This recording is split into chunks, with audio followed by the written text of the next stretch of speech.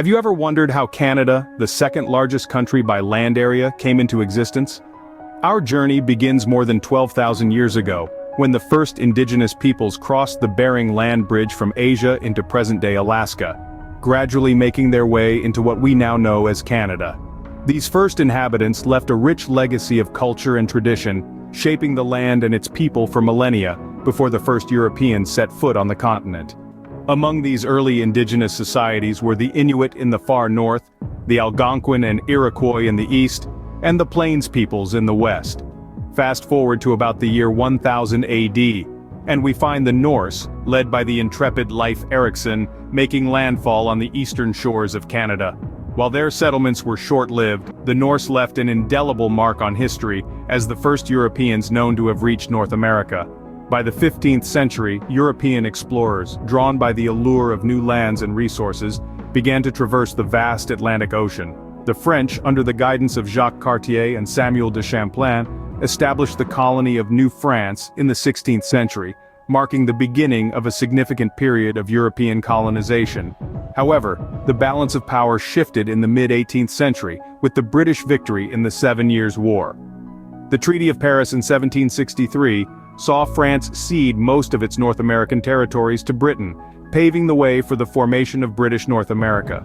This period saw the influx of English-speaking settlers, further diversifying the cultural landscape of the region. Thus, the foundation of modern Canada was laid, a rich tapestry woven from diverse cultural threads.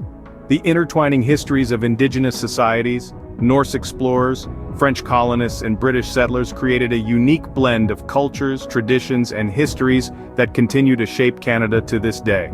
But how did Canada's vast and varied borders come to be? Following the American Revolution, the newly formed United States and the British North American colonies had to confront the challenge of defining their shared borders. It was a time of uncertainty, with the dust of conflict still hanging in the air and the future of the continent hanging in the balance. In the aftermath of the Revolution, the Treaty of Paris was signed in 1783. This historical agreement set the initial boundaries between the United States and British North America. It defined the border as running from the Atlantic Ocean through the Great Lakes and along the 49th parallel to the Mississippi River. However, the Treaty of Paris left many issues unresolved. For instance, the exact border between British Columbia and the American territories on the Pacific coast remained unclear. This ambiguity led to disputes, creating tension between the neighboring territories. Fast forward to 1846, when the Oregon Treaty was signed. This treaty was instrumental in resolving the boundary disputes on the Pacific coast. It extended the 49th parallel border all the way to the Pacific Ocean, leaving Vancouver Island as part of British territory. This decision marked a significant moment in the definition of Canada's modern borders, yet these borders were not established without friction. The decisions made during these negotiations were often controversial and met with resistance from various parties. There were clashes of interest, disagreements over geography, and debates over the rights of indigenous peoples. But through it all, the borders were gradually defined, molded by the pressures of diplomacy and the passage of time. So it wasn't a singular event or a clear-cut decision that resulted in the formation of Canada's borders. Instead, it was a process that unfolded over many years, characterized by negotiation and compromise, by give and take, by conflict and resolution. So, through negotiation and compromise, Canada's borders slowly began to take shape. What factors contributed to Canada's expansion and growth throughout the 19th and 20th centuries? Let's delve into this fascinating topic. In 1867, a milestone event set the stage for Canada's evolution. The Confederation of Canada was born, uniting Ontario, Quebec, New Brunswick, and Nova Scotia into a federal dominion. From then on, Canada started to grow both geographically and demographically. Over time, Canada included new provinces and territories into its national fabric. Manitoba and the Northwest Territories joined in 1870, followed by British Columbia in 1871, Prince Edward Island in 1873, Yukon in 1898, Alberta and Saskatchewan in 1905, Newfoundland in 1949, and finally, Nunavut in 1999. Each edition brought its unique character, enriching the cultural tapestry of Canada. Population growth was another significant factor in Canada's expansion. Immigrants from different parts of the world arrived in waves, seeking new opportunities and a fresh start. The late 19th and early 20th centuries saw the arrival of people from Europe, Asia, and other parts of the Americas, each adding a new thread to the Canadian mosaic. The world events of the 20th century also had a profound impact on Canada's development. Both world wars drew Canadians into the global stage, forever changing the nation's perception of its role in the world. The Great Depression of the 1930s tested Canada's resilience, with economic hardship pushing the country to adapt and innovate. In the face of these challenges, Canada emerged stronger and more united. Post-war periods saw significant economic growth, with industries like manufacturing, mining, and services expanding rapidly. The country's political landscape also evolved, with the rise of new political parties and leaders shaping the nation's policies and direction. In essence, Canada's growth was not a simple linear process. It was a complex interplay of political, social, and economic factors. Each phase of expansion, each wave of immigration, every global event left a mark, and together, they forged the Canada we know today. Canada's growth was a complex interplay of political, social, and economic factors. Despite the peaceful image of Canada, did you know it has had its fair share of border disputes? Indeed, Canada's placid demeanor belies a rich history of boundary disagreements. One of the most notable examples is the dispute with Denmark over Hans Island. This small, uninhabited piece of rock located in the Nares Strait has been a point of contention for decades. The two countries have used a combination of humor and diplomacy to manage this dispute, with both sides periodically planting their flags on the island, accompanied by bottles of national spirits, Canadian whiskey, and Danish schnapps. Moving west, we find another dispute, this time with the United States, over the Dixon Entrance. This body of water, located between Alaska and British Columbia, has been a subject of disagreement since the early 20th century. The US claims it as internal waters, while Canada insists it is an international strait. This dispute remains unresolved, but it is managed with a spirit of cooperation, ensuring it doesn't escalate into a more significant conflict. Further north, the Beaufort Sea, rich in potential oil and gas reserves, has been another point of contention between Canada and the US. Both nations claim overlapping areas. Again, this dispute remains unresolved, but the two countries have agreed to a moratorium on drilling in the disputed zone, waiting for a peaceful resolution. Finally, let's not forget about Machias Seal Island, a tiny speck in the Atlantic, home to puffins and seals. Both Canada and the US claim this island, with the Canadian Coast Guard maintaining a lighthouse there, while American tour boats bring visitors to view the wildlife. These disputes, while significant, are handled with diplomacy and goodwill, reflecting the overall peaceful nature of Canada. They show us that even the most amicable nations have disagreements, but it's how these disagreements are managed that makes the difference. Even peaceful nations like Canada aren't immune to the occasional border squabble. So, what does modern Canada look like today? Well, the answer lies in its vibrancy and diversity. Canada today is a remarkable mosaic of cultures, a testament to its rich history of immigration. From the indigenous peoples who first inhabited this land, to the French and English settlers, and the waves of immigrants from all corners of the globe, each has left an indelible mark on the nation's fabric. Canada is unique in its bilingual nature, with English and French as the two official languages. This duality is a reflection of the country's early history, with French-speaking Quebec preserving its distinct identity amidst the predominance of English-speaking provinces. No matter where you travel in Canada, you're likely to hear a symphony of languages, a testament to the multicultural character of this great nation. Beyond the cultural diversity, Canada is also home to a myriad of ethnicities. A walk through any major city will reveal a rich tapestry of communities, from Chinese, Indian, Italian to Ukrainian and beyond.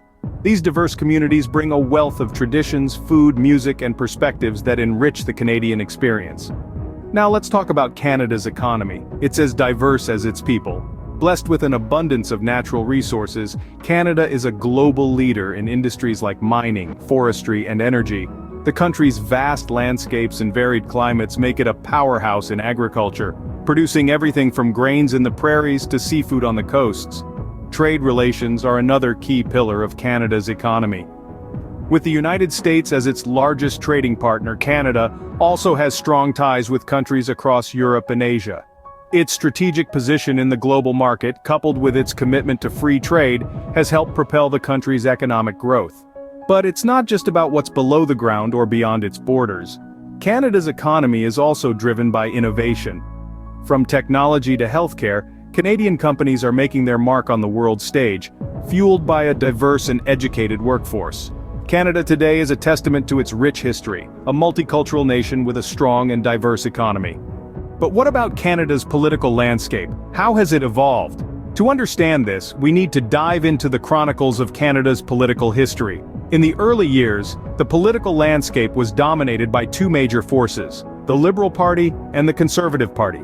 The Liberals, guided by the principles of individual freedom and social justice, have been a significant force in Canadian politics since the mid-19th century. The Conservatives, on the other hand, have traditionally emphasized the importance of law and order, fiscal responsibility, and the preservation of cultural traditions. However, the political landscape began to shift in the mid-20th century with the rise of the New Democratic Party. The NDP, with its roots in the labor movement, brought a new dimension to Canadian politics, focusing on social democratic principles such as income equality and universal health care. And let's not forget about the political figures who've left their mark on Canadian history. Sir John A. Macdonald, the country's first Prime Minister, was instrumental in the formation of Canada as a federation. Wilfrid Laurier, another influential figure, championed the rights of French-speaking Canadians and worked towards national unity. In more recent times, Pierre Trudeau, with his charismatic and often controversial style, reshaped the country's constitution and strengthened its identity on the global stage. But the landscape isn't static. It's been enriched by the emergence of other parties such as the Bloc Québécois, which advocates for Quebec sovereignty, and the Green Party, which prioritizes environmental issues. These parties reflect the diverse interests and values of the Canadian people, adding new layers to the political discourse. Today, Canada's political landscape is vast and varied, a testament to its democratic tradition and its willingness to adapt and evolve. It's a rich tapestry, woven with threads of different ideologies, personalities, and historical moments. The political landscape of Canada, much like its physical one, is vast and varied. It's a living, breathing entity, constantly changing, yet always reflecting the values and aspirations of its people. So, where is Canada headed in the future? As we step into the future, Canada is poised at the forefront of some of the world's most pressing issues. One of these is the global climate crisis. With its expansive boreal forests, melting Arctic ice, and long coastlines, Canada is both a significant sink and source of greenhouse gases. The country stands at a critical juncture, deciding how to balance economic growth with environmental preservation. The nation is stepping up, investing in renewable energy, pushing for carbon neutrality, and implementing environmental policies that could set a global example. Another issue that Canada grapples with is the rights of its Indigenous peoples. The country has a complex history with its First Nations, Inuit, and Métis peoples, and the path towards reconciliation is long and fraught. However, Canada is making strides. It's working to acknowledge past wrongs, protect Indigenous lands, and empower these communities. The journey is far from over, but the commitment is there, and it's a commitment that will shape Canada's future. In the arena of international relations, Canada has always been seen as a peaceful and cooperative player. But the world is changing, and Canada's role on the global stage may evolve too. The nation is increasingly involved in peacekeeping missions, international trade agreements, and global initiatives. It is also navigating its relationships with powerful neighbors like the United States and emerging powers in the Asia-Pacific region. Canada's future is also intertwined with its ongoing demographic shifts. The country's multicultural fabric is continually changing and evolving, influenced by immigration, birth rates, and societal changes. This diversity is a source of immense strength, providing a rich tapestry of cultures that define the Canadian identity. As we look to the future, one thing is certain: Canada's story is far from over. The next chapters will be shaped by how Canada responds to these challenges and opportunities. But the country's history of resilience, diversity, and innovation provide a strong foundation for the future. So, what have we learned about Canada's history and its border disputes? We've journeyed through the early beginnings of Canada, witnessing the formation of its borders and the growth of this diverse nation. We've seen how the country expanded, both in territory and population, and how it navigated disputes over its boundaries diplomatically. We've explored the multicultural ethos that Canada proudly embodies, with people from different ethnicities contributing to the country's vibrant tapestry. We've also delved into its economy, observing how it has evolved and flourished over the years. We've navigated the political landscape of Canada, understanding the roles of various political parties and their leaders in shaping the country's path. And we've peered into Canada's future, contemplating the potential it holds and the challenges it may face. From its earliest beginnings to its modern form, Canada's history is as vast and varied as the country itself.